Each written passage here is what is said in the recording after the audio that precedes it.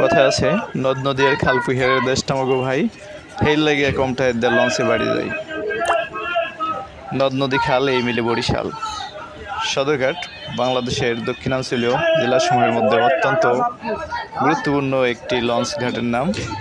বরিশালবাসীদের কাছে একটি চিরচেনা জায়গা, বিশেষ করে বাংলাদেশের দক্ষিণাঞ্চলীয় জেলাসমূহের কাছে। লঞ্চ জার্নি বিমানের জার্নির থেকেও খুবই আরামদায়ক, কারণ আমি যাবৎকাল 13 বার লঞ্চ জার্নি করছি, যে কারণে আমি তুলনা করতে পেরেছি।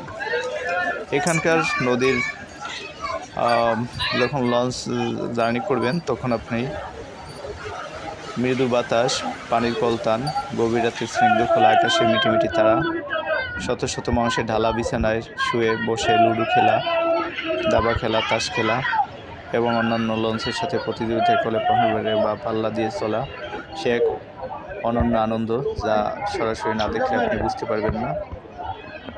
যদিও পদ্মা সেতুর কারণে এই আনন্দগুলো প্রায় বিলীনের পথে, অনেক মানুষ এখন, খুব কম মানুষই এখন এই লঞ্চ ঘাটে এসে থাকেন। এখানকার একটা সময় ছিল এই টার্মিনাল লোকজন দাঁড়ানোর জায়গা পেত না, একজনের দেখা একজন পড়ে যেত, এরকম অবস্থা মনে হতো। হ্যাঁ, মাঝে মাঝে কাউকে পড়তেও দেখা গেছে, এরকম ঘটনা হয়েছে। তো বন্ধুরা, আজকে পদ্মা সেতুর ফলে বৃহৎ স্বার্থে, যদিও বৃহৎ জনগোষ্ঠীর স্বার্থে বা বৃহৎ সেবার স্বার্থে একটু সমস্যা হয়। ব্যবসা বেশি একটা ভালো না মানুষের, ব্যবসায়ীদের। আর এখানে অনেকে কেবিনে যাতায়াত করে থাকেন। এই দেখুন কত সুন্দর ফল, ড্রাগন ফল আপনারা দেখলেন। এখানে রকমারি ফল ফলাদি নিয়ে লোকজন, খুব সুন্দর সুন্দর ড্রাগন ফল, আম সহ নানান ফল ফলাদি কিনে লোকজন বাড়িতে বা আত্মীয়ের বাসায় লঞ্চ যাতায়াত করে যান। কেবিনে শুয়ে যদি আপনি লঞ্চ জার্নি করেন তাহলেও আপনি মনে হবে ঘুমিয়ে চলে গেছেন আপনার গন্তব্যে। কিছুক্ষণ পরপর হকার ভাইরা আসেন বিভিন্ন রকম খাবার দাবার নিয়ে। চাঁদপুর সবচেয়ে বেশি লঞ্চ দেখা যায় যাওয়ার পথে, যাতায়াতের পথে। বুড়িগঙ্গা নদী সবসময় আমরা নোংরা দেখে আসছি, কিন্তু এই কেবল দেখলাম খুবই স্বচ্ছ পানির, খুব সুন্দর আনারস। এখানে দামও খুব কম। আর এখানে বিভিন্ন রকম কোম্পানিগুলো লাক্সারিয়াস লঞ্চ, কে কার থেকে খুব সুন্দর লঞ্চ তৈরি করতে পারে, এরকম একটা কম্পিটিশন চলে। যদিও এই কম্পিটিশনগুলো বেশ কয়েক বছর নাই। এই যে লঞ্চটি, এটি সুন্দরবন 15, খুবই সুন্দর বিলাসবহুল একটি লঞ্চ। মনে হয় নদীর মাঝে আসতে একটা সুন্দর কারুকার্য বলতে একটি বিল্ডিং। এই হলো বাতিজা ফয়সাল আসলো।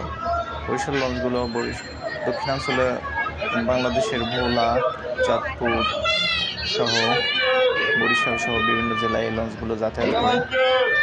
এগুলো খুবই লাক্সারিয়াস, খুবই সুন্দর, যা আপনি সরাসরি না দেখলে আসলে বুঝতে পারবেন না।